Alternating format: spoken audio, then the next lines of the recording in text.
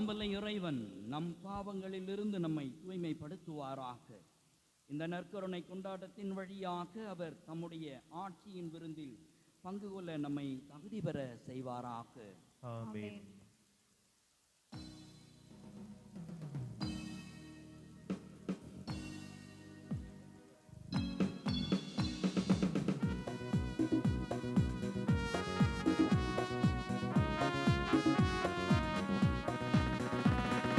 உன்னதங்களிலே கடவுளுக்கு மாட்சி உண்டாகுக. உலகினிலே நல்மனதோர்க்கு அமைதி உண்டாகுக. புகழ்கின்றோம் யாவும் உம்மையே, வாழ்த்துகின்றோம் இறைவனே. உமக்கு ஆராதனை புரிந்து உம்மை மாட்சிப்படுத்துகின்றோம் யாம். உமது மேலான மாட்சியின் பொருட்டு உமக்கு நன்றி கூறுகின்றோம். ஆண்டவராகிய இறைவனே, இணையில்லாத விண்ணரசே, ஆற்றல் அனைத்தும் கொண்ட இறங்கும் வல்ல தந்தை இறைவனே, ஒரே மகனாக உதித்த ஆண்டவர் இயேசு கிறிஸ்து இறைவனே. ஆண்டவராகிய இறைவனே, இறைவனின் திருசெம்மறியே, தந்தையினின்று என்றென்றுமாக உதித்த இறைவன் மகனே நீ. உலகின் பாவம் போக்குபவரே, தீரன் மீது இறங்குமே. உலகின் பாவம் போக்குபவரே, எங்கள் மன்றாட்டை ஏற்றருள்மே. தந்தை வலப்பக்கம் வீற்றிருப்பவரே, தீரன் மீது இறங்குமே. ஏனெனில் இயேசு கிறிஸ்துவே, நீர் ஒருவரே தூயவர், நீர் ஒருவரே ஆண்டவர், நீர் ஒருவரே உன்னதர். தூய ஆவியாரோடு தந்தை இறைவனின் ஆட்சியில் இருப்பவர் நீரே.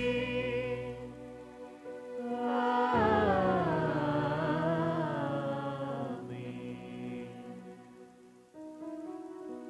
மன்றாடுவோமாக. எல்லாம் வல்ல இறைவா, உயிர்த்தெழுந்த ஆண்டவரது மாட்சியின் பொருள் பேரின்பத்தின் இந்நாள்களை பொருள் உணர்ந்து ஈடுபாட்டுடன் கொண்டாட எங்களுக்கு அருள் புரியும். அதனால் நாங்கள் நினைவு கூர்ந்து கொண்டாடுவதை என்றும் செயலில் கடைபிடிப்போமாக. உம்மோடு தூயாவியாரின் ஒன்றிப்பில் இறைவனா என்றென்றும் வாழ்ந்து ஆட்சி செய்கின்றவர் வழியாக உம்மை மன்றாடுகின்றோம். முதல் வாசகம். திருத்தூதர் நூலிலிருந்து வாசகம். அதிகாரம் 8, இறை வார்த்தைகள் 5-8 மற்றும் 14-17 முடிய. அந்நாட்களில் பிலிப்பு சமாரிய நகர் சென்று அங்குள்ள மக்களுக்கு மெசியாவை பற்றி அறிவித்தார். பிலிப்பு சொன்னவற்றை கேட்டும் அவர் செய்த அரும் அடையாளங்களை கண்டும் வந்த திரளான மக்கள் ஒரு மனதோடு அவருக்கு செவிசாய்த்தனர். ஏனெனில் பலரை பிடித்திருந்த தீய ஆவிகள் அவர்களிடமிருந்து உரத்த குரலுடன் கூச்சலிட்டு கொண்டே வெளியேறின. முடக்குவாத முற்றோர், கால் ஊனமுற்றோர் பலரும் குணம் பெற்றனர். இதனால் அந்நகரில் பெரும் மகிழ்ச்சி உண்டாயிற்று. சமாரியர் கடவுளின் வார்த்தையை ஏற்றுக்கொண்டனர் என்பதை எருசலேமில் உள்ள திருத்தூதர்கள் கேள்விப்பட்டு பேதுருவையும் யோவானையும் அவர்களிடம் அனுப்பி வைத்தார்கள். அவர்கள் சென்று சமாரியர் தூய ஆவியால் ஆட்கொள்ளப்படுமாறு இறைவனிடம் வேண்டினார்கள். ஏனெனில் அதுவரை அவர்களுள் யாருக்கும் தூய ஆவி அருளப்படவில்லை. ஆண்டவராகிய இயேசுவின் பெயரால் அவர்கள் திருமுழுக்கு மட்டுமே பெற்றிருந்தார்கள். பின்பு பேதுரும் யோவானும் தங்கள் கைகளை அவர்கள் மீது வைக்கவே அவர்கள் தூய ஆவியை பெற்றார்கள். இது ஆண்டவரின் அருள்வாக்கு. இறைவனுக்கு நன்றி.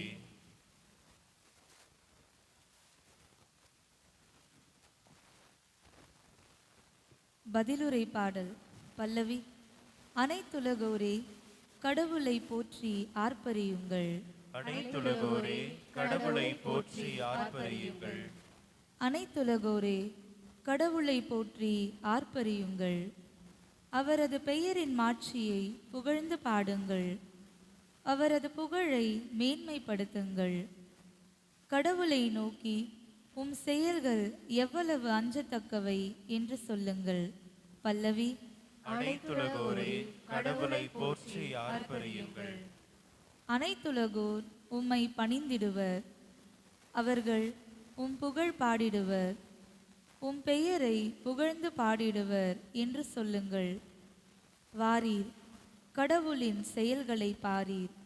அவர் மானிடரிடையே ஆற்றி வரும் செயல்கள் அஞ்சுதற்கு உரியவை. பல்லவி. அனைத்துலகோரே கடவுளை போற்றி ஆர்ப்பரியுங்கள். கடலை உலர்ந்த தரையாக அவர் மாற்றினார். ஆற்றை அவர்கள் நடந்து கடந்தார்கள். ஆங்கே அவரில் நாம் அகமகிழ்ந்தோம். அவர் தமது வலிமையால் என்றென்றும் அரசாள்கிறார். பல்லவி. அனைத்துலகோரே கடவுளை போற்றி ஆர்ப்பரியுங்கள்.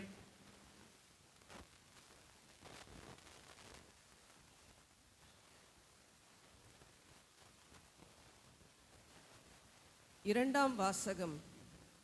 திருத்தூதர் பேதுரு எழுதிய முதல் திருமுகத்திலிருந்து வாசகம்.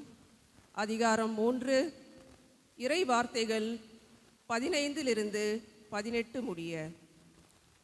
அன்பிற்குரியவர்களே, உங்கள் உள்ளத்தில் கிறிஸ்துவை ஆண்டவராக கொண்டு அவரை தூயவர் என போற்றுங்கள். நீங்கள் எதிர்நோக்கி இருப்பதை குறித்து யாராவது விளக்கம் கேட்டால் விடையளிக்க நீங்கள் எப்பொழுதும் ஆயத்தமாயிருங்கள். ஆனால் பணிவோடும் மரியாதையோடும் விடையளியுங்கள். உங்கள் மனச்சான்றும் குற்றமற்றதாயிருக்கட்டும். அப்பொழுது உங்கள் கிறிஸ்துவ நன்னடத்தையை பழிக்கிறவர்கள் உங்களை இழிவாக பேசியதை குறித்து வெட்கப்படுவார்கள். ஏனெனில் தீமை செய்து துன்புறுவதை விட கடவுளுக்கு திருவுளமானால் நன்மை செய்து துன்புறுவதே மேல். கிறிஸ்துவும் உங்கள் பாவங்களின் பொருட்டு ஒரே முறையாக இறந்தார். அவர் உங்களை கடவுளிடம் கொண்டு சேர்க்கவே இறந்தார். நீதியுள்ளவராகிய அவர் நீதியற்றவர்களுக்காக இறந்தார். மனித இயல்போடு இருந்த அவர் இறந்தார் எனினும் ஆவிக்குரிய இயல்புடையவராய் உயிர் பெற்றெழுந்தார். ஆண்டவரின் அருள்வாக்கு. இறைவனுக்கு நன்றி.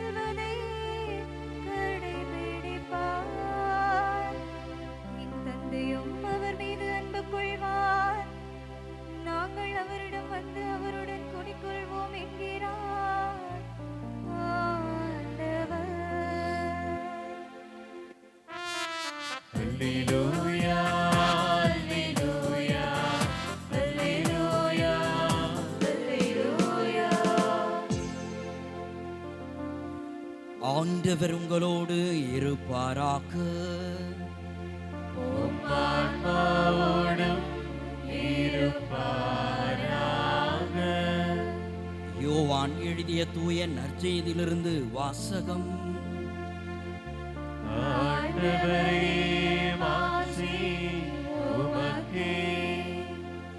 யோவான் நற்செய்தி அதிகாரம் 14 இறை வசனங்கள் 15 முதல் 21 முடிய. அக்காலத்தில் இயேசு தம் சீடரை நோக்கி கூறியது: நீங்கள் என் மீது அன்பு கொண்டிருந்தால் என் கட்டளைகளை கடைபிடிப்பீர்கள். உங்களோடு என்றும் இருக்கும்படி மற்றொரு துணையாளரை உங்களுக்கு தருமாறு நான் தந்தையிடம் கேட்பேன். தந்தை அவரை உங்களுக்கு அருள்வார். அவரே உண்மையை வெளிப்படுத்தும் தூய ஆவியார்.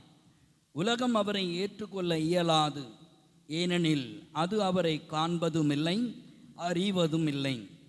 நீங்கள் அவரை அறிந்திருக்கிறீர்கள், ஏனெனில் அவர் உங்களோடு தங்கியிருக்கிறார், உங்களுக்குள்ளும் இருக்கிறார். நான் உங்களை திக்கற்றவர்களாக விட மாட்டேன். உங்களிடம் திரும்பி வருவேன். இன்னும் சிறிது காலத்தில் உலகம் என்னை காணாது, ஆனால் நீங்கள் என்னை காண்பீர்கள். ஏனெனில் நான் வாழ்கிறேன், நீங்களும் வாழ்வீர்கள். நான் தந்தையுள்ளும் நீங்கள் என்னுள்ளும் நான் உங்களுக்குள்ளும் இருப்பதை அந்நாளில் நீங்கள் அறிந்து கொள்வீர்கள். என் கட்டளைகளை ஏற்று கடைபிடிப்பவர் என் மீது அன்பு கொண்டுள்ளார். என் மீது அன்பு கொள்பவர் மீது தந்தையும் அன்பு கொள்வார். நானும் அவர் மீது அன்பு கொண்டு அவருக்கு என்னை வெளிப்படுத்துவேன். ஆண்டவரின் அருள்வாக்கு. கிறிஸ்துவே, உமக்கு புகழ்.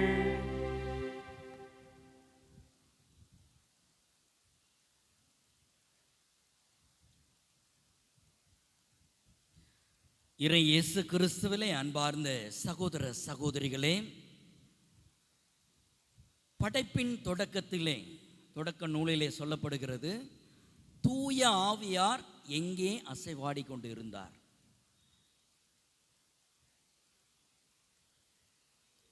தண்ணீர் மீது அசைவாடி கொண்டு இருந்தார். இன்றைக்கு துணையாளராக இயேசு கிறிஸ்து சொல்லப்படுபவர் அல்லது சொல்வது யாரை குறித்து? தூய ஆவியாரை குறித்து தான். இந்த தூய ஆவியார் வாழுகின்ற ஆலயங்கள் நீங்களே என்று பவுலடிகளார் யாரை சொல்றாரு? யாரை சொல்றாரு? நம்ம தான் சொல்றாரு. ஏன் பயப்படுறீங்க? பேய் இருக்கோ, பிசாசு உள்ள இருக்கோ? இல்ல, தூய ஆவியானவர் வாழும் ஆலயங்கள். நற்செய்தியை உலகின் கடையெல்லை வரை கொண்டு சேர்க்கக்கூடிய தூய ஆவியாரை தாங்கி செல்லுகின்ற ஆலயங்கள். கட்ஸ் வேணுமில்ல சொல்றதுக்கு. ஆன்மா தூய்மையாக இருக்கிறது. உடல், பொருள், ஆவி அனைத்தும் இறைவனுக்கு அர்ப்பணம் செய்திருக்கிறோம். அது திருமணமானவராக இருந்தாலும் சரி, திருமணம் இல்லாமல் தனி குருத்துவத்திலே இருப்பவர்களாக இருந்தாலும் சரி, துறவிகளாக இருந்தாலும் சரி, நமக்குள்ளாக ஆவியானவருடைய எழுப்புதல் இன்றி நம்மால் நீங்கள் நல்லா இருங்கன்னு சொல்லவே முடியாது. நீங்கள் ஆசீர்வதிக்கப்பட்டவர்கள் என்று சொல்வதற்கு நம்மால் முடியாது. ஏன்? ஆவியானவருடைய எழுப்புதலால் மட்டுமே பிறரை வாழ்த்த முடியும். அதனால்தான் தொடக்கத்திலே ஆண்டவர் தண்ணீர் மீது அசைவாடி கொண்டு இருந்தார்.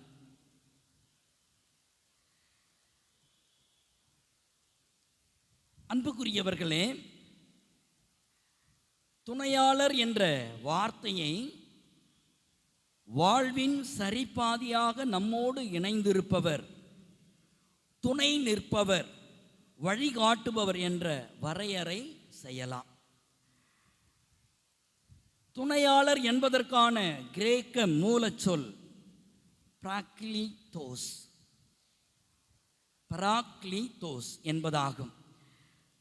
அதனுடைய உட்பொருள் வாதிடுபவர். யார் வாதிடுவார்? நீதிமன்றங்களில் வழக்குரைஞர், வழக்கறிஞர், சரிங்களா? வாதிடுபவர், வழக்கறிஞர், பரிந்து பேசுபவர், பதிலாக பேசுபவர், ஆறுதல் அளிப்பவர், ஊக்கம் ஊட்டுபவர் என்ற பொருள்களெல்லாம் இந்த பிராக்லித்தோஸ் என்ற கிரேக்க சொல்லுக்கு தமிழ் பொருள்படுகிறது. இயேசு மற்றொரு துணையாளரை உங்களுக்கு அனுப்புவேன் என்கிறார். அதில் முதலாக துணையாளராக இருப்பவர் யாருங்க? ஆண்டவர் இயேசு கிறிஸ்து தான். நான் உங்களை திக்கற்றவர்களாக விட மாட்டேன் என்று ஆண்டவர் நமக்கு சொல்லுவது, துணையாளரை நமக்கு நம்முடைய பணிகளிலே நாம் செல்லும் இடமெல்லாம் வழிநடத்தக்கூடியவராக. அதனால தான் நாம் என்ன பேச வேண்டும், என்ன சொல்ல வேண்டும், எங்கு செல்ல வேண்டும் என்று கற்பிக்கின்றவர் இந்த துணையாளர் ஆவியானவர் தான்.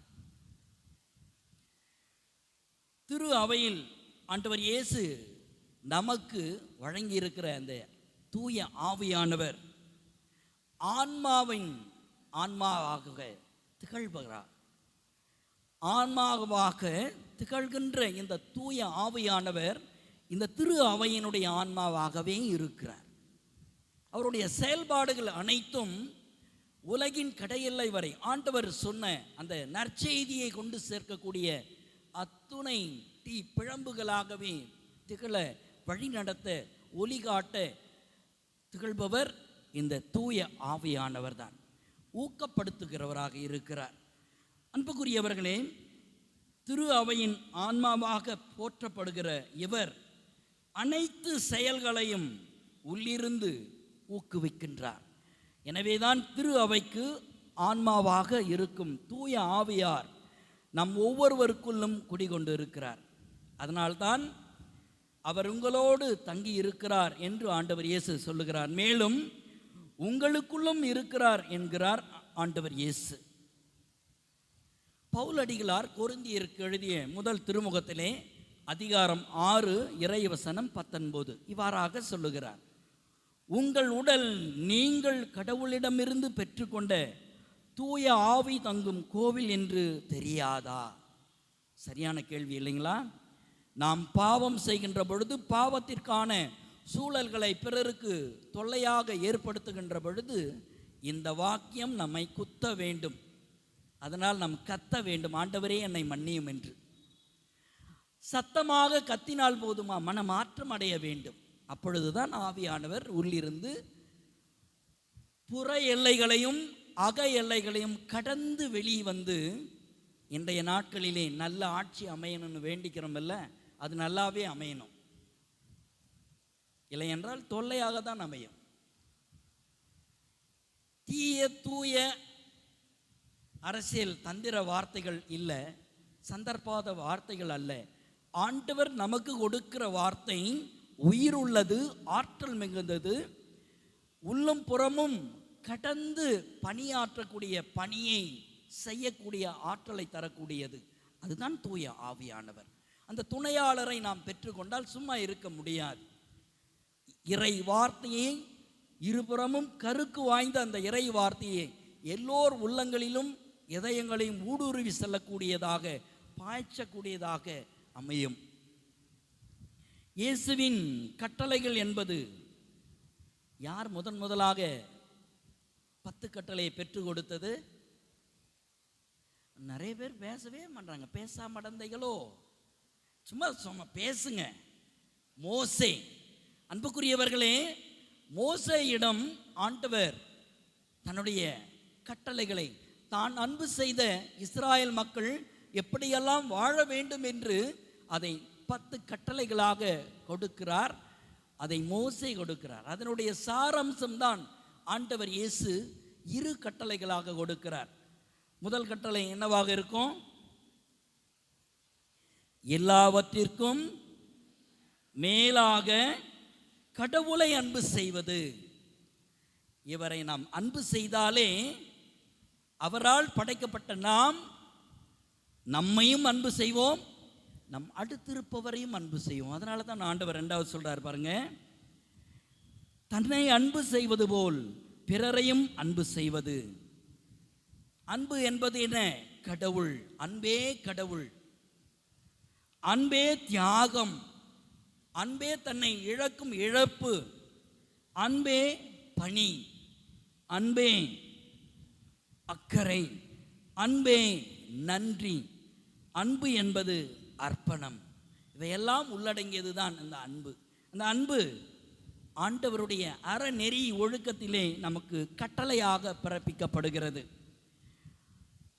யோவான் நற்செய்தி அதிகாரம் 14 வசனம் 15 படிக்கலாமே. நீங்கள் என் மீது அன்பு கொண்டு இருந்தால், படிங்க,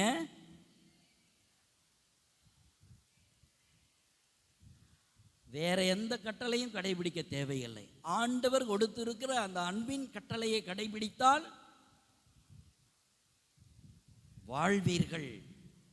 வாழ செய்கின்ற இறைவன் வாழ செய்கிறார், வாழ்வை வழங்குகிறார், வல்லமையோடு வழி நடத்துகிறார், அதற்கு துணையாளரையும் தருகிறார், தூய ஆவியானவரை. அன்பு அறமாக இயக்கு சக்தியாக விளங்குகிறது என்பதை நாம் அறிவோம். அன்புடைய மனிதன் தீமையை நினைத்து பார்ப்பதில்லை. இயேசு கிறிஸ்து பரம தந்தை மீது அன்பு கொண்டார், தந்தையின் கட்டளைகளை நிறைவேற்றினார்.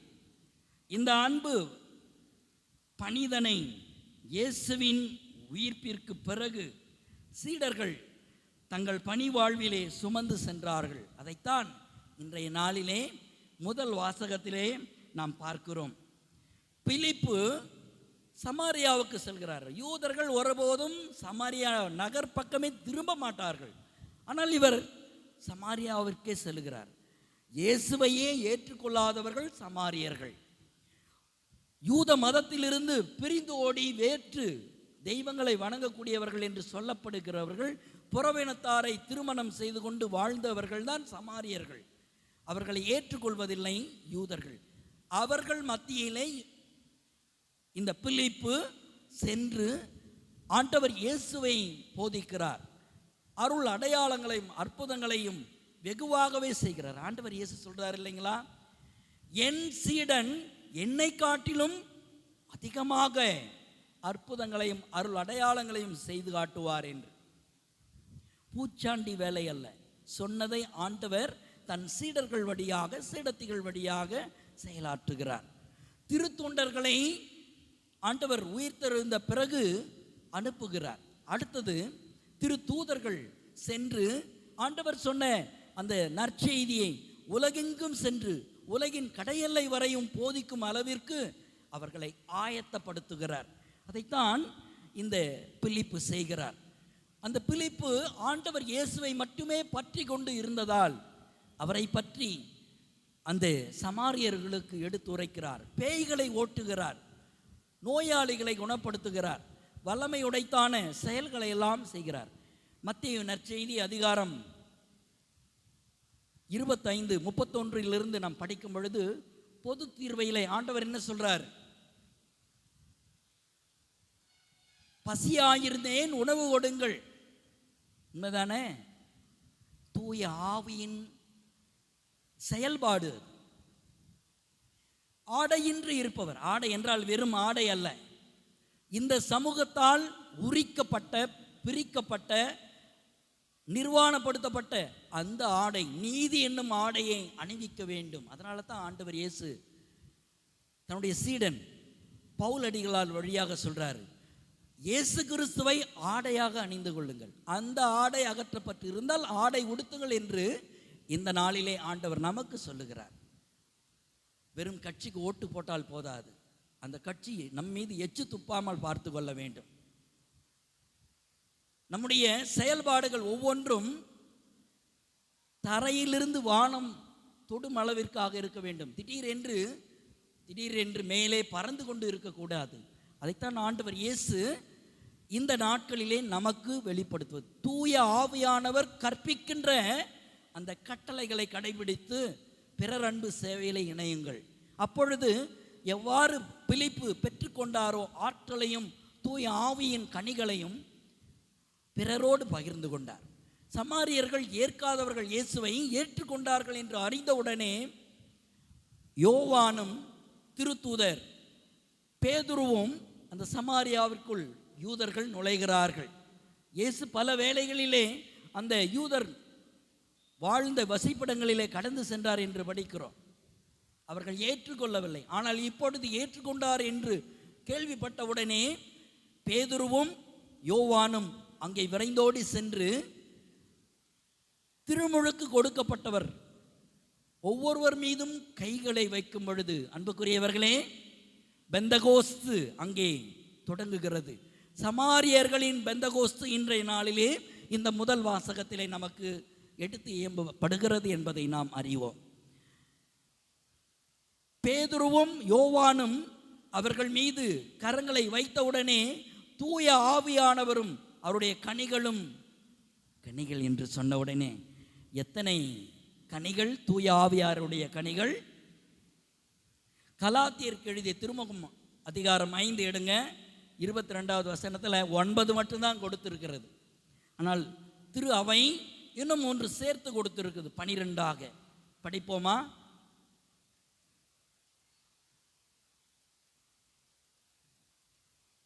அன்பு, மகிழ்ச்சி, அமைதி, பொறுமை, பரிவு, நன்னயம், நம்பிக்கை, கனிவு, தன்னடக்கம்.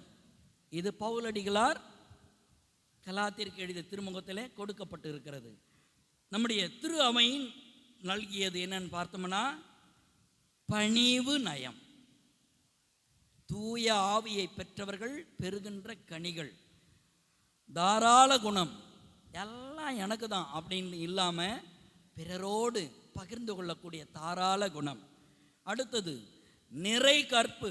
வெறும் வெற்று வார்த்தைகளிலே சொல்லிவிட்டு அநாகரிகமாக வாழ்வது நிறை கற்பு அல்ல. அன்புக்குரியவர்களே, இந்த 12 கனிகளையும் தூய ஆவியானவர் அந்த சமாரியர்களுக்கு வழங்குகிறார். அன்பும் ஆவியாரின் கனிகளும் செயலாற்றும் இடத்தில் சட்ட திட்டத்திற்கு இடமில்லை. காரணம் என்ன? செயலாற்றுவது தூய ஆவியாரே. தொடக்கத்திலே தண்ணீர் மீது அசைவாடி கொண்டிருந்த தூய ஆவியானவர் எங்கெல்லாம் பிரவேசிக்கிறாரோ அங்கே பரம தந்தையினுடைய பிரசன்னம் உண்டு. இயேசு கிறிஸ்துவினுடைய மீட்பு உண்டு. அங்கே மூவர் இறைவனும் தந்தை, மகன், தூய ஆவி மூவரும் பிரசன்னமாக இருக்கிறார்கள். இன்றைய நாளிலே பேதுரு தனது கடிதத்திலே 2ஆம் வாசகத்திலே இன்னைக்கு வாசிக்க கேட்டோம், பணிவோடு பணியை ஆற்றுங்கள். அது இல்லறமாக இருந்தாலும் சரி, துறவரமாக இருந்தாலும் சரி, பணிவோடு பணி ஆற்றுங்கள். ஏன்? ஒவ்வொருவரும் கடவுளுடைய பிள்ளைகள், கடவுளுடைய திருமகனின் சீடர்கள், சீடத்திகள். அன்பின் கட்டளையை நாம் கடைபிடிக்கின்ற பொழுது ஆண்டவரை நம் இல்லத்திற்கும் உள்ளத்திற்கும் கொண்டு வருகிறோம். நம்மை வாழ செய்கிற கடவுளாக திகழ்கிறார். பணிவோடும் மரியாதையோடும் விடையளியுங்கள். ஒரு சிலருடைய வார்த்தைகள், ஒரு சிலர் இயற்கையானவே அவருடைய பேச்சு அப்படி இருக்கும். சிலர் நம்ம என்ன அவ்வளோ திமிரா பேசுகிறோம், அவன் இயற்கையாகவே அவன் பேசக்கூடியது. அதை சகித்து கொள்ளக்கூடிய, ஏற்றுக்கொள்ளக்கூடிய மனப்பக்குவம் கொடுப்பவர் தூய ஆவியானவர். நான் குடிகாரர் வந்துட்டாருன்னு விட்டுட்டு போயிட முடியுமா? அவரையும் ஆண்டவர் அன்பு செய்கிறார் என்பதை வெளிப்படுத்த தான் நம்மோடு உறவு கொள்ள செய்கிறார். அவர்களை அதிலிருந்து, அந்த ஆல்கஹாலிசத்திலிருந்து பாதுகாக்க வேண்டியவர்கள் நாம் தான். அன்பு சொற்கள், உடன் இருக்கிறோம், அதை விட்டு விலகி வா. பலர் இந்த ஆல்கஹாலிசத்துக்கு அடிக்ட் ஆகிறவங்க எதனாலன்னா, குடும்பத்தில் அன்பு கிடைக்கல, சமூகத்தில் மதிப்பு கிடைக்கல என்று தங்களை தனித்து கொண்டு டாஸ்மார்க்கிலும் சாராய கடைகளிலும் கல்லு மரத்தடியிலும் இருக்கிறார்கள் என்றால் பலர் சொல்லுகிறது அனுபவம், உண்மைதான். அதிலிருந்து அவர்களை விடுதலை செய்யக்கூடிய அன்பின் மக்களாக கிறிஸ்துவின் கட்டளைகளை ஏற்று அவர்களை நாம் அன்பு செய்கின்ற பொழுது அவர்களும் திருந்தி வருவார்கள். அதெல்லாம் பிரிக்க முடியாது, வராது. எது முடியாது, வராது, ஆகாது என்று சொல்கிறோமோ, தூய ஆவியாரால் எல்லாம் கூடும். அதான் பாட்டை பாடுறோம் இல்லைங்களா? ஆவியாரால் எல்லாம் ஆகுமே. பாடுறோம் இல்லைங்களா? பாட்டு எதனா ஞாபகம் வருதா? தனியாக போய் பாடி பாருங்க, வந்துடும். சரிங்களா? தூய ஆவியானுடைய பாடல். ஆற்றலாலும் அல்ல, சக்தியாலும் அல்ல, ஆண்டவரின் ஆவியாலே எல்லாம் ஆகும். அப்போ திருந்தாது உருப்படாது என்று ஒதுக்கி விடாமல் அனைவரிலும் அன்பை நாம் காட்ட கடமைப்பட்டு இருக்கிறோம். அன்புக்குரியவர்களே, உங்கள் கிறிஸ்தவ நன்னடத்தையை பழிக்கிறவர்கள் உங்களை இழிவாக பேசியதை குறித்து வெட்கப்படுவார்கள். பேதுரு இன்றைய நாளிலே நமக்கு சொல்லுவது, பணிவோடும் மரியாதையோடும் விடையளியுங்கள், உங்கள் மனச்சான்று குற்றமற்றதாய் இருக்கட்டும். அப்பொழுது உங்கள் கிறிஸ்தவ நன்னடத்தையை பழிக்கிறவர்கள் உங்களை இழிவாக பேசுவதை குறித்து வெட்கப்படுவார்கள் என்கிறார். நற்செய்தி அறிவிக்கும் போது பணிவோடும் மரியாதையோடும் குற்றமற்ற மனதோடும் நன்னடத்தையோடும் பறைசாற்ற இன்றைய நாளிலே திருத்தூதர் பேதுரு 2ஆம் வாசகத்திலே நமக்கு அழைப்பு விடுக்கிறார். 1 பேதுரு 3:17 தீமை செய்து துன்புறுவதை விட கடவுளுக்கு திருவுளமானால் நன்மை செய்து துன்புறுவது மேல் என்கிறார். இதை குறித்து ஒரு சின்ன கவிதை உண்டு. கவிஞர் மு. மேத்தா, நாங்கள் கல்லூரியில் Cuddalore saint Joseph arts and science கல்லூரியில் படிக்கும் பொழுது அவர் சொன்னதை எனக்கு ஞாபகம் வருகிறது, இங்கே கொடுக்கிறேன். நான் உண்மையானவனாக வாழ்வதற்காக இந்த உலகம் எனக்கு அடிக்கடி அபராதம் போடுகிறது, பரவாயில்லை. பொய்மையின் தோள்களில் ஏறிக்கொண்டு உலகை சுற்றி வருவதை விட உண்மையின் கால்களை பிடித்து கொண்டு உட்கார்ந்திருப்பது கூட உத்தமமானதுதான். ஆவியானவர் உண்மையானவர். அவர் வழி நடத்தும் பொழுது நாம் கால்களாக அல்லது கால்களிலே இருப்பது கூட பெட்டர். பொய்களின் தோள்களிலே சுற்றி அலைவதை காட்டிலும் நாம் செய்கின்ற நலப்பணி நன்மையானதாக பிறருக்கு அமைய வேண்டுமானால் கால்களில் கூட அமரலாம். அன்புக்குரியவர்களே, எசையா இறைவாக்கினர் ஆண்டவர் இயேசு கிறிஸ்து துன்புறும் ஊழியனாக காட்டுவதை பேதுரு தனது திருமடலிலே கொடுக்கிறார். அதிகாரம் 2:22 வன் செயல் எதுவும் அவர் செய்ததில்லை, வஞ்சனை எதுவும் அவர் வாயில் இருந்ததில்லை என்று சொல்லுகிறார். அதே போல 1 பேதுரு அதிகாரம் 2 இறைவசனம் 23 பழிக்கப்பட்ட போது பதிலுக்கு பழிக்கவில்லை, துன்புறுத்தப்பட்ட போது அச்சுறுத்தவில்லை என்கிறார் பேதுரு. ஆண்டவர் இயேசு எவ்வாறு இறைவாக்கினர் எசையா சொன்னாரோ அந்த அன்பின் கட்டளையை, இறை திட்டத்தை நிறைவேற்ற இவையெல்லாம் ஏற்றுக்கொண்டார். நற்செய்தியாளர் யோவான் தனது நற்செய்தியிலே அதிகாரம் 14:17 அவரே உண்மையை வெளிப்படுத்தும் தூய ஆவியார், இந்த தூய ஆவியாரே வாழ்வால் எல்லாவற்றையும் நமக்கு கற்று தருகிறவரும் உணர்த்துகிறவருமாக இருக்கிறார் என்று வெளிப்படுத்துகிறார். யோவான் நற்செய்தி 14:26 தந்தை அனுப்ப போகிற தூய ஆவியாராம் துணையாளர் உங்களுக்கு அனைத்தையும் கற்றுத் தருவார் என்று ஆவியாரின் செயல்பாட்டை ஆண்டவர் இயேசு இன்றைய நாளிலே யோவான் நற்செய்தி வழியாக விளக்குவதை நாம் அறிகிறோம். அன்புக்குரியவர்களே, யோவான் நற்செய்தி அதிகாரம் 2:1 ஒருவர் பாவம் செய்ய நேர்ந்தால் தந்தையிடம் பரிந்து பேசுபவர் ஒருவர் நமக்கு இருக்கின்றார் என்று 1 யோவான் அதிகாரம் 2:1 வாசிக்க நாம் கேட்கிறோம். அன்புக்குரியவர்களே, ஒவ்வொரு நிலையிலும் ஆண்டவர் இயேசு நம்மை திக்கற்றவர்களாக விடுவதே கிடையாது, தனிப்பட்ட ஆட்களாக விடுவது கிடையாது. மாறாக உடனிருக்கும் உடன் வாழும் புற எல்லைகளையும் அக எல்லைகளையும் கடந்து ஆண்டவருடைய அற்புதமான நற்செய்தியை அகிலத்துக்கும் எடுத்து சொல்ல நம் ஒவ்வொருவரையும் இன்றைய நாளிலே அழைக்கிறார். உண்மையா அது என்ன என்று கேட்ட பிலாத்துவுக்கு ஆண்டவர் இயேசு மௌன மொழி சாட்டுகிறார். நம்பகத்தன்மை பிலாத்துவிடம் இல்லை, உண்மைத்தன்மை அவரிடம் இல்லை, வெளிப்படை தன்மை இல்லை. ஆனால் தூய ஆவியானவரை பெற்றுக்கொண்டவர்கள் வெளிப்படைத்தன்மை, ஓப்பன் ஹார்ட்டட்னஸ் சொல்லுவாங்க இல்லைங்களா. வெளிப்படைத்தன்மை என்பது ஒளிவு மறைவு இல்லாத நடத்தையை குறிக்கிறது. அன்புக்குரியவர்களே, நாம் வெளிப்படையாக உண்மைத்தன்மையோடு நேர்மையோடும் நடக்கின்ற பொழுது உண்மையின் ஆவியானவர் நம் உள்ளங்களில் உறைந்து இருக்கும்போது நம்மிடம் நம்பகத்தன்மையும் வெளிப்படை தன்மையும் வெள்ளமென பாய்ந்தோடும்.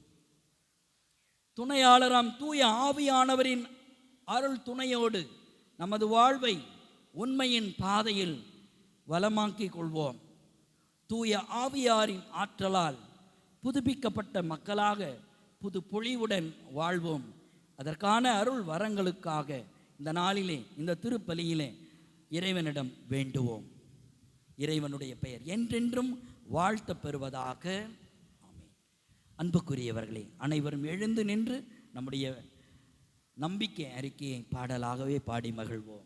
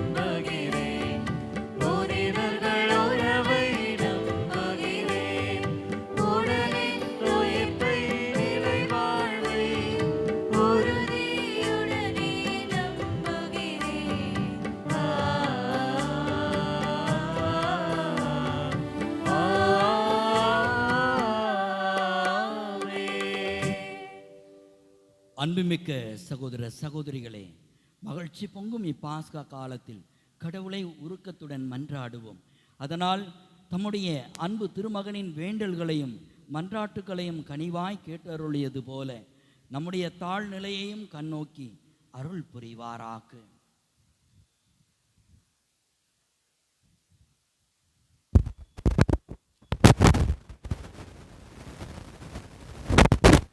வாழ்வளிக்கும் வள்ளலே எம் இறைவா, உம் திரு அவையை வழிநடத்த உம்மால் தேர்ந்து கொள்ளப்பட்ட எம் திருத்தந்தை, ஆயர்கள், அருட்பணியாளர்கள் அனைவரையும் உம் திருப்பாதம் அர்ப்பணிக்கின்றோம். அவர்கள் மேற்கொள்ளும் திருப்பணிகளை திறம்பட நிறைவேற்ற உமது ஆவியாரின் கொடைகளால் ஆசிர்வதித்து நல்ல உடல் உள்ள சுகம் தந்தருள வேண்டுமென்று இறைவா உம்மை மன்றாடுகின்றோம். எல்லாம் வல்ல இறைவா, எங்கள் மன்றாட்டை கேட்டருளும். உண்மையின் ஊற்றாகிய இறைவா, எங்களை ஆண்டு வழிநடத்தும் எம் நாட்டு தலைவர்களுக்காக உம்மிடம் மன்றாடுகிறோம். அவர்கள் மக்களுக்கு நல்லாட்சி வழங்கிடவும் நாட்டு மக்களை பாதுகாத்து அரவணைத்து அயராது உழைக்க அவர்களுக்கு வேண்டிய ஞானத்தையும் ஆற்றலையும் தந்தருள வேண்டுமென்று இறைவா உம்மை மன்றாடுகின்றோம். எல்லாம் வல்ல இறைவா, எங்கள் மன்றாட்டை கேட்டருளும்.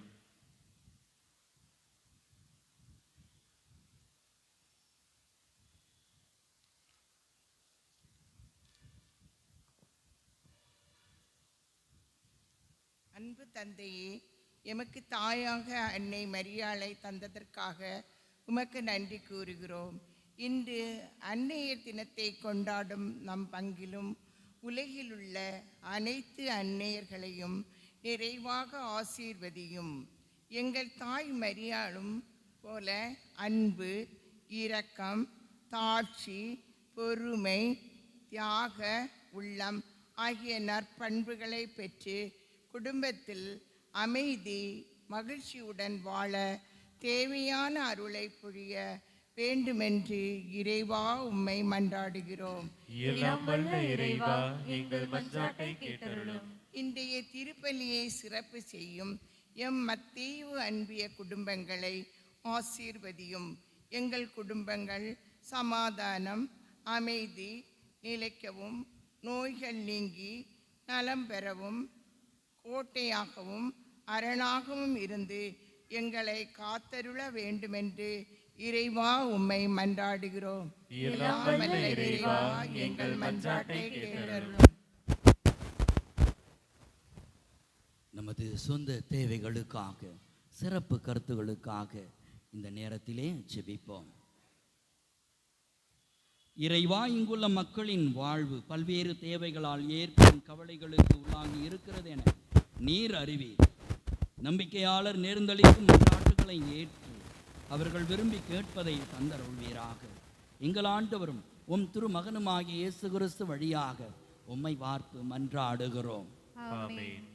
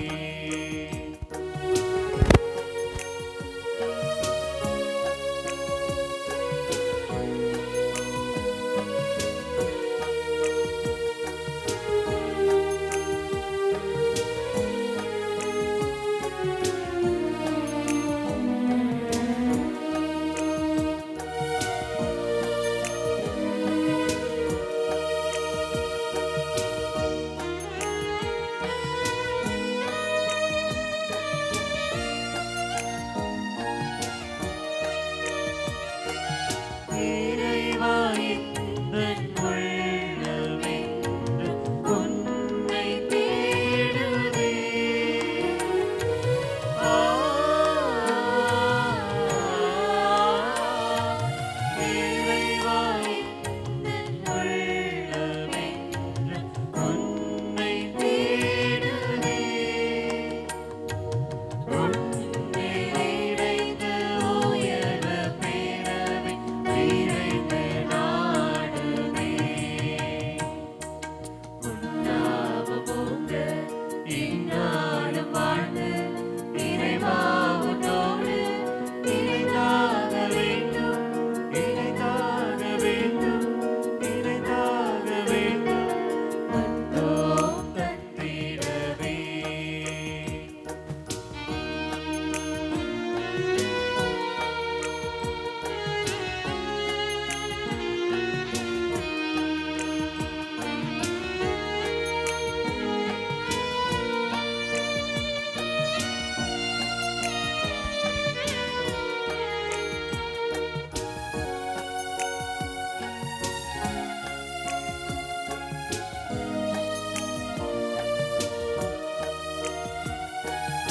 இறைவா உம்மில் நிறைய வாழ்வு இருந்தும் பயனில்ல.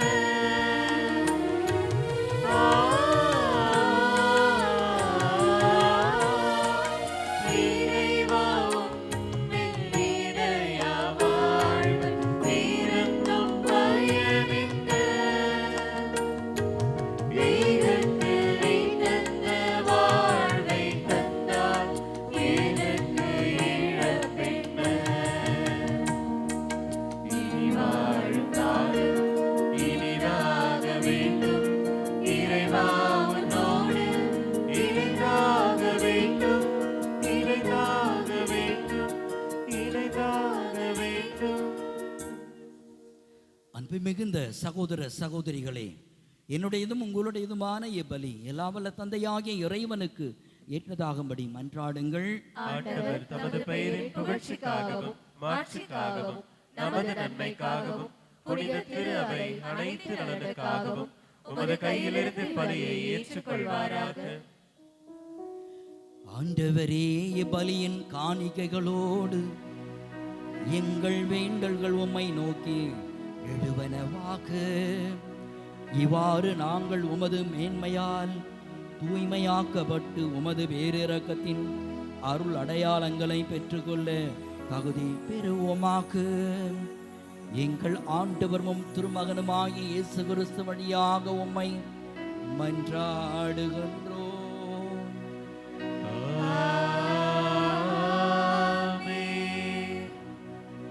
ஆண்டவர் உங்களோடு இருப்பாராக.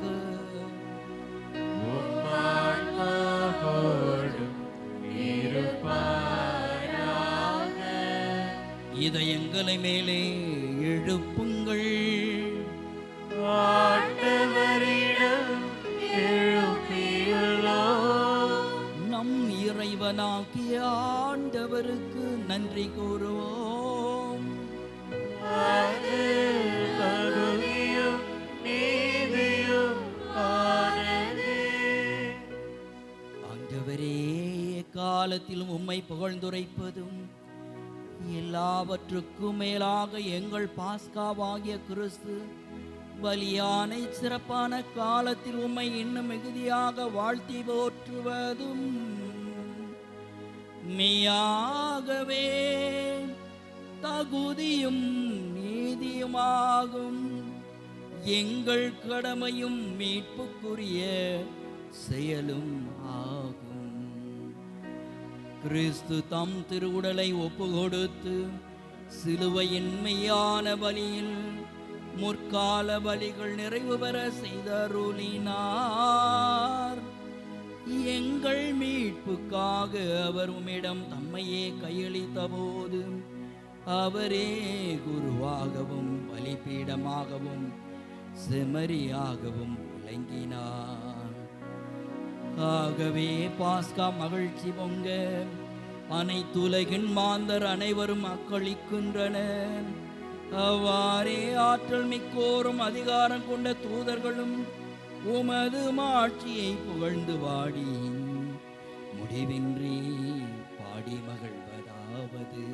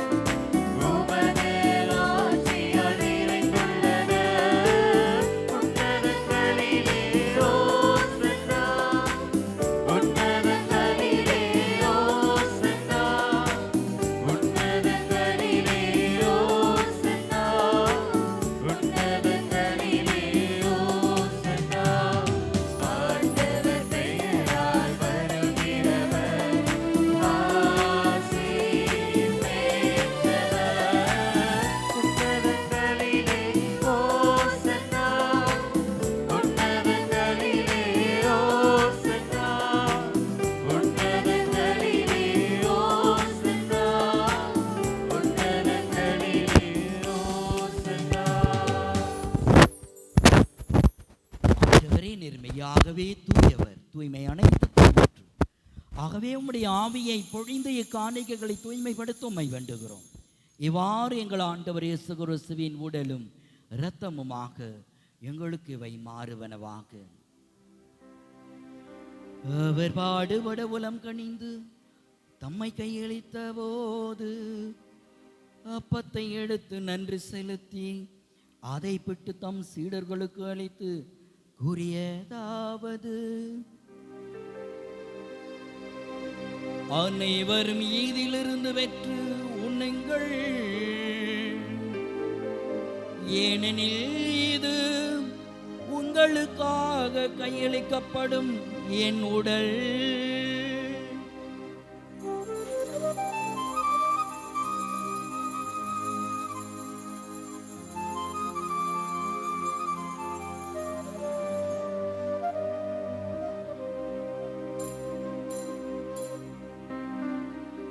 அவனமே இரவு விருந்தை அருந்திய பின் கிண்ணத்தையும் எடுத்து மீண்டும் உமக்கு நன்றி கூறி தம் சீடர்களுக்கு அளித்து அவர் கூறியதாவது: அனைவரும் ஈதிலிருந்து பெற்று பருகுங்கள், ஏனெனில் இது புதிய நிலையான உடன்படிக்கைக்குரிய என் இரத்தத்தின் கிண்ணம்.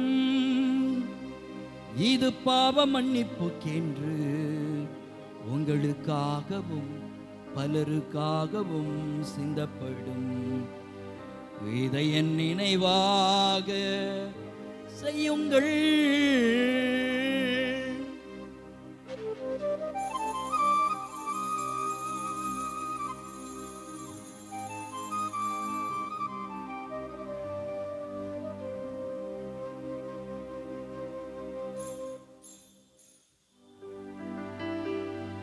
நம்பிக்கையின் மறைபொருள்.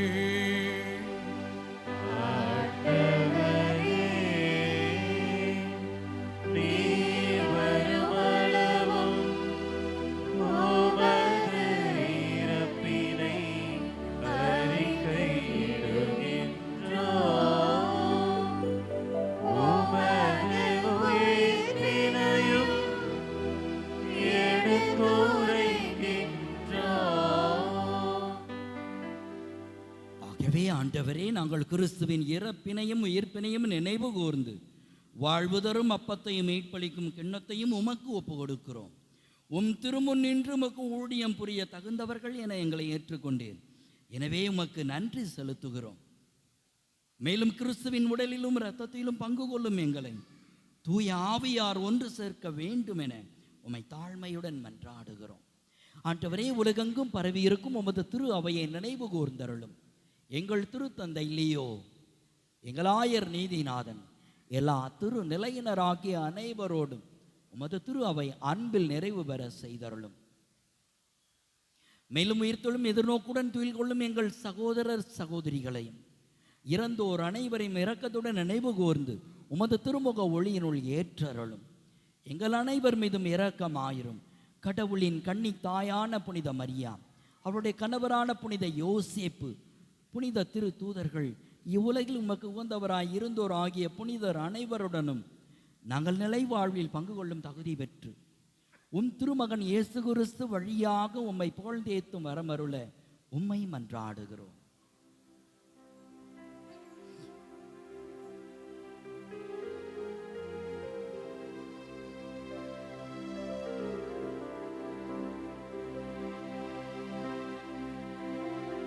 இவர் வழியாக இவரோடு இவரில் எல்லாம் வல்ல இறைவனாகிய தந்தையே, தூய ஆவியாரின் ஒன்றிப்பில் எல்லா புகழும் ஆட்சியும் என்றென்றும் உமக்கு உரியதே.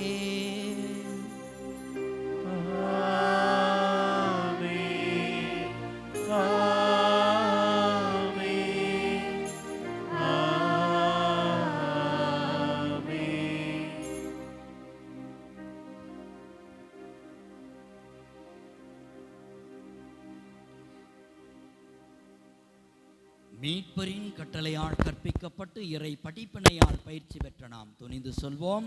விண்ணுலகில் இருக்கின்ற எங்கள் தந்தையே, உமது பெயர் தூயது என போற்றப் பெறுக. உமது ஆட்சி வருக. உமது திருவிழம் விண்ணுலகில் நிறைவேறுவது போல மண்ணுலகிலும் நிறைவேறுக. எங்கள் அன்றாட உணவை இன்று எங்களுக்கு தாரும். எங்களுக்கு எதிராக குற்றம் செய்வோரை நாங்கள் மன்னிப்பது போல எங்கள் குற்றங்களை மன்னியும். எங்களை சோதனைக்கு உட்படுத்தாதேயும், தீமையிலிருந்து எங்களை விடுவித்தருளும். ஆண்டவரே, தீமை அனைத்திலிருந்தும் எங்களை விடுவித்து எங்கள் வாழ்நாளில் அமைதியை கனிவுடன் அருள உம்மை மன்றாடுகிறோம். உமது இரக்கத்தின் உதவியால் நாங்கள் பாவத்தில் இருந்து எப்போதும் விடுதலை பெற்று யாதொரு கலக்கமுமின்றி நலமாய் இருப்போமாக.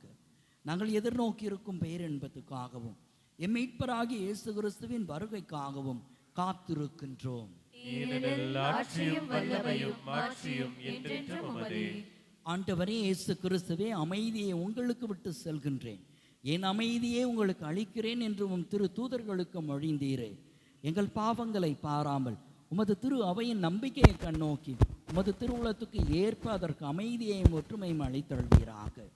என்றென்றும் வாழ்ந்து ஆட்சி செய்கின்றவர் நீரே. ஆமென். ஆண்டவருடைய அமைதி உங்களோடு என்றும் இருப்பதாக. உம் ஆன்மாவோடும் இருப்பதாக. ஒருவருக்கொருவர் அமைதியை பகிர்ந்து கொள்வோம். அமைதி உரித்தாகுக.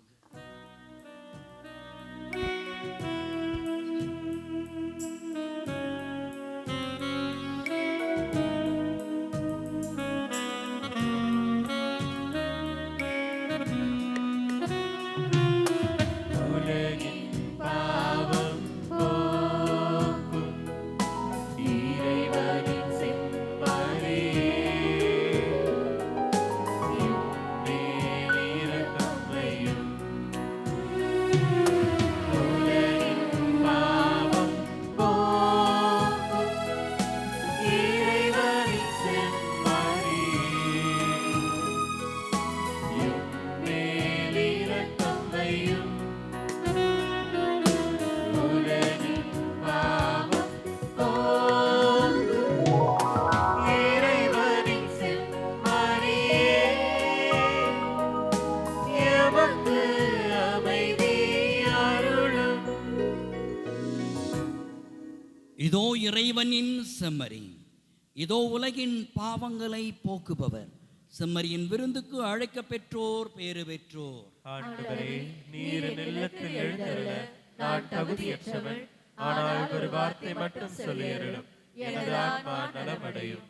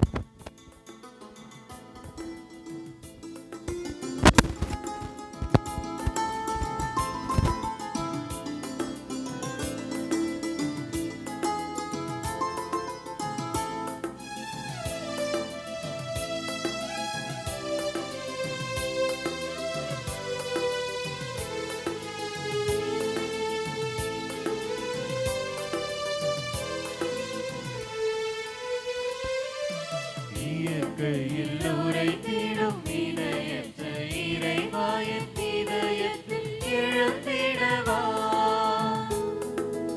இன்னும் இங்கு என்னோடு நின்று என்னை அன்போடு காத்திடு என் தலைவா. இயற்கையில் உரைத்திடும் இணையற்ற இறைவாயின் இதயத்தில் எழுந்திடவா.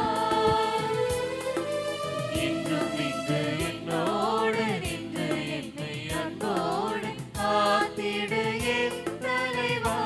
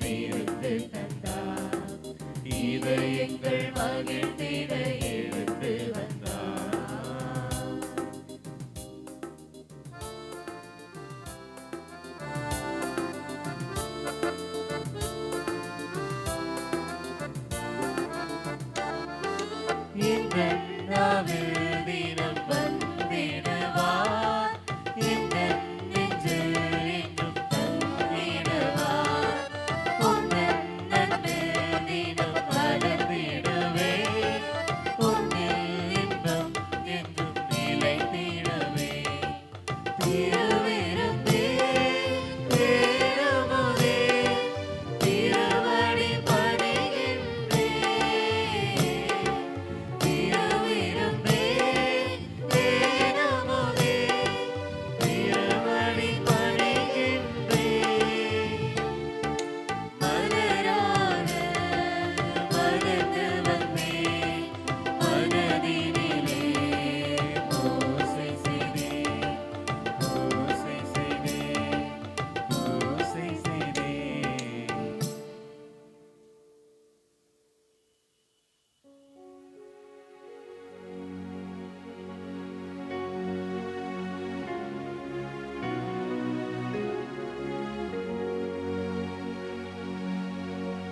கிறிஸ்துவின் ஆன்மாவே என்னை புனிதமாக்கும். கிறிஸ்துவின் திருவுடலே என்னை மீட்டருளும். கிறிஸ்துவின் திரு ரத்தமே எனக்கு எழுச்சியூட்டும். கிறிஸ்துவின் விழாவின் தண்ணீரே என்னை கழுவிடுமே. கிறிஸ்துவின் பாடுகளே என்னை தேற்றிடுமே. ஓ நல்ல இயேசுவே, எனக்கு செவிசாயும். உம் திரு காயங்களுக்குள் என்னை மறைத்தருளும். உம்மிடமிருந்து என்னை பிரிய விடாதேயும். தீய பகைவரிடமிருந்து என்னை காத்தருளும். எனது இறப்பின் வேளையில் என்னை அழைத்தருளும். உம்மிடம் வர எனக்கு கட்டளையிட்டருளும். புனிதர்களோடு எக்காலமும் உம்மை புகழச் செய்யும். ஆமென்.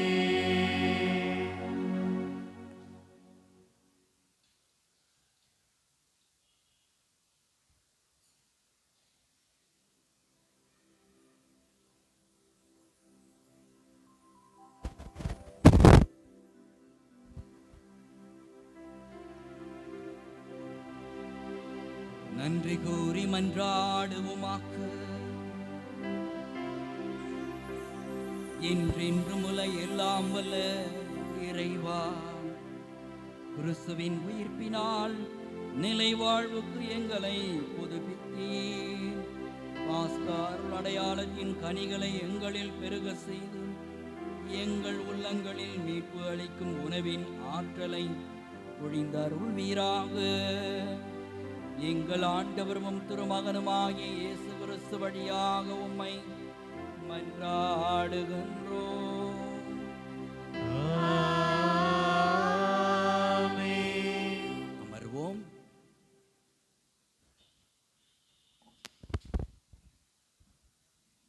ஒரு சில அறிவிப்புகள். இன்று பாஸ்கா காலம் 6ஆம் ஞாயிறு. இந்த நாளின் வழிபாட்டை சிறப்பித்த புனித மத்தேயு அன்பு இறை மக்களுக்கு கரவொலி எழுப்பி நன்றியும் வாழ்த்தையும் பாராட்டையும் தெரிவித்துக் கொள்வோம். வரும் ஞாயிறு வழிபாட்டை சிறப்பிப்போர் புனித பார்த்தோலமேயு அன்பு இறை மக்கள். சென்ற வார ஞாயிறு பங்கு திருப்பலி காணிக்கு ரூபாய் 25,752. இம்மாதம் மாதாவினுடைய மாதம் என்பதால் அன்னையினுடைய கெபியில் மாலை 6 மணிக்கு ஜெபமாலை மற்றும் தேர் பவனியும் 6:30 மணிக்கு திருப்பலி நடைபெறுகிறது. பங்கெடுக்க அன்போடு அழைக்கிறோம். வரும் 13ஆம் தேதி புதன்கிழமை புனித பாத்திமா அன்னையினுடைய நினைவு நாள். எனவே அன்று மாலை 6 மணிக்கு தேர் பவனி விழா திருப்பலியானது நடைபெறும். பங்கெடுத்து இறை ஆசிரியர் பெற்று செல்ல அன்போடு அழைக்கிறோம். கடந்த 4, 5, 6 மற்றும் 7 ஆகிய நாள்களில் விடுமுறை விவிலிய பள்ளி VBS சிறப்பாக நடைபெற்றது. பங்கெடுத்த பிள்ளைகள், அனுப்பி வைத்த பெற்றோர், உதவி அருள் சகோதரிகள், ஆசிரியர்கள், உணவு ஏற்பாடு செய்தவர்கள், அருள் சகோதரர்கள் மற்றும் உதவி தந்தையர்கள் அனைவருக்கும் சிறப்பு நன்றி. கைகளை தட்டி நாம் பாராட்டி மகிழ்வோம். வரும் ஆகஸ்ட் மாதம் 2ஆம் தேதி காலை 8 மணிக்கு நம் பங்கு பிள்ளைகளுக்கு புதுநன்மை அருளடையாளம் வழங்கப்பட உள்ளது. எனவே வரும் ஜூன் மாதம் 7ஆம் தேதி முதல் பிள்ளைகளுக்கு வகுப்புகள் ஆரம்பமாகும். எனவே புதுநன்மை பெற உள்ள உங்கள் பிள்ளைகளுடைய பெயர்களை என்னிடமோ அல்லது உதவி தந்தையிடமோ பதிவு செய்து கொள்ள பாசத்தோடு அழைக்கிறோம். வகுப்புகள் ஒவ்வொரு சனிக்கிழமை மாலை 5 மணி முதல் 7 மணி வரையும், ஞாயிற்றுக்கிழமைகளில் காலை 9:30 மணி முதல் 11:30 மணி வரையும் நடைபெறும். புதுநன்மை வாங்க குறைந்தது 11 வயது நிரம்பியவர்களாக இருக்க வேண்டும். எல்லா வகுப்புகளிலும் கட்டாயம் பங்கெடுக்க வேண்டும். பாதியில் பெயரை பதிவு செய்து கொள்ள வேண்டாம் என்று அன்போடு கேட்டுக்கொள்கிறோம். பெயர்களை பதிவு செய்ய வேண்டிய கடைசி நாள் இம்மாதம் 24ஆம் தேதி ஞாயிற்றுக்கிழமை. எனவே உடனடியாக புதுநன்மை பெற விரும்புகிற பிள்ளைகள் பெயர்களை என்னிடம் பதிவு செய்து கொள்ள பாசத்தோடு அழைக்கிறோம். இந்த வாரம் நாம் கொண்டாடும் புனிதர்களின் நினைவு நாளும் விழாவும் வருகிற புதன்கிழமை 13ஆம் தேதி பாத்திமா நகர் புனித கன்னிமரியா நினைவு நாள், வருகிற 14ஆம் தேதி வியாழன் அன்று புனித மத்தியா திருத்தூதர் விழா. இந்த சிறப்பு நாள்களில் திருப்பலியில் பங்கெடுத்து இறையாசிரை பெற்று செல்ல பாசத்தோடு அழைக்கிறோம். திருமண அறிக்கை. கோட்டார் மறைமாவட்டம் கீழ் ஆசாரி பள்ளம் பங்கு தந்தை சகாய பாலன், தாய் மைக்கேல் ஸ்டெல்லா, இவருடைய மகன் ஆக்னேஸ் சகாய நிஷாந்த் என்பவருக்கும், நமது மறைமாவட்டம் நமது பங்கை சார்ந்த தந்தை பென்டா இக்னேஷியஸ் ராஜா, தாய் மஞ்சுளா வாணி, இவருடைய மகள் பாவனா கீர்த்தி என்பவருக்கு திருமணம் நிச்சயிக்கப்பட்டுள்ளது. இது முதல் அறிக்கை.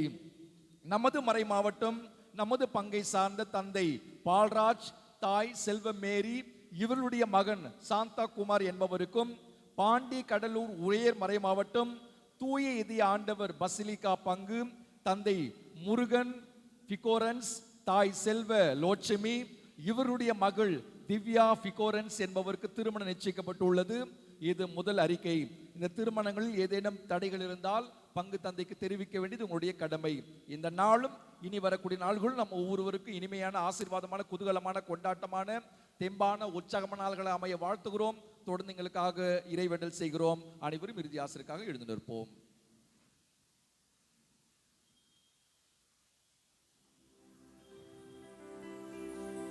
ஆண்டவர் உங்களோடு இருப்பாராக.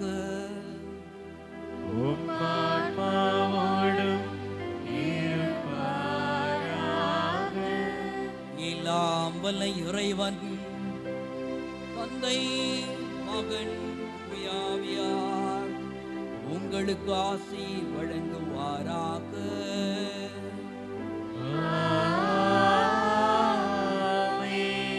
சென்று வாழுங்கள். திருப்பலி நிறைவு.